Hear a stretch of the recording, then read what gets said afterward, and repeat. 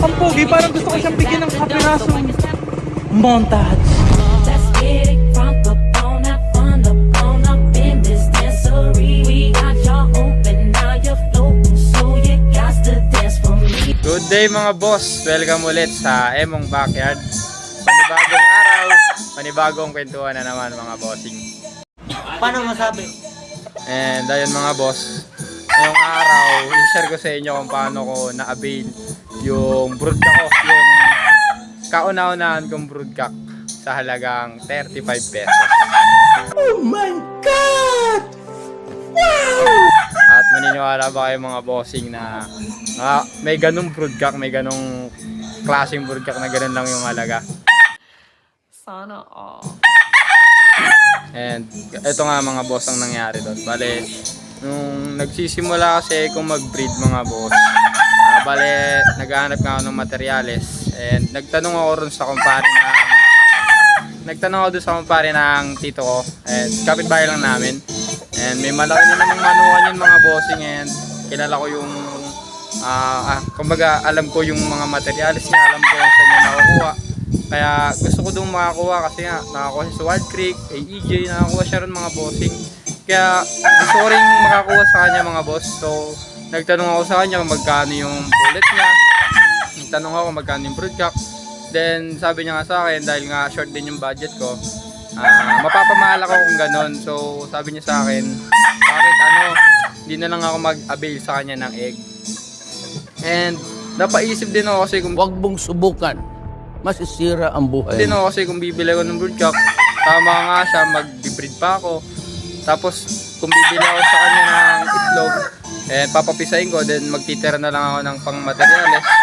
And ayun, dahil nga short yung budget ko, so sinunod ko na lang din yung advice niya sa akin mga boss.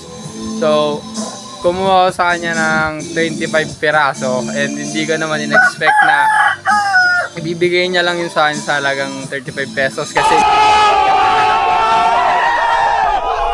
kasi hindi naman ganun yung bentahan niya ng itlog. Then ayun nga, talagang tuwan-tuwa kasi tulong niya na lang din daw sa akin kasi nga mag-start pa lang ako. And ayun, napakalaking bagay yung naitulong sa akin nun. Kaya ayun, sobra akong nagpapasalamat sa kanya dahil natulungan niya ako sa pag-breed ko sa manok. And dahil nga doon nakapagsimula ako, and marami na din akong na-breed, marami na akong naibenta. And ayun mga bossing. Ito nga pala mga boss yung broodcock na sinasabi ko, yung golden boy sweater natin mga boss, yung kauna-unahan kong broodcock. Kita nyo naman sa itsura niyan, sa tindig, sa muka. Ayan, pasensya na nga pala mga bossing, sira yung balahibo niyan. Bali kasi nung pagkalugon niya, isinalang ko siya agad kasi nga parang na-excite ako eh. Naghabol ako ng itlog. Ayan, isinalang ko siya agad, bali nasira yung balahibo niya, tinuka ng mga inahin. Napakaganda niyan mga boss.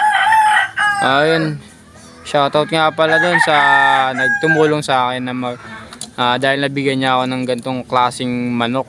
Shoutout kay Kuya Hernan, idol ko yan.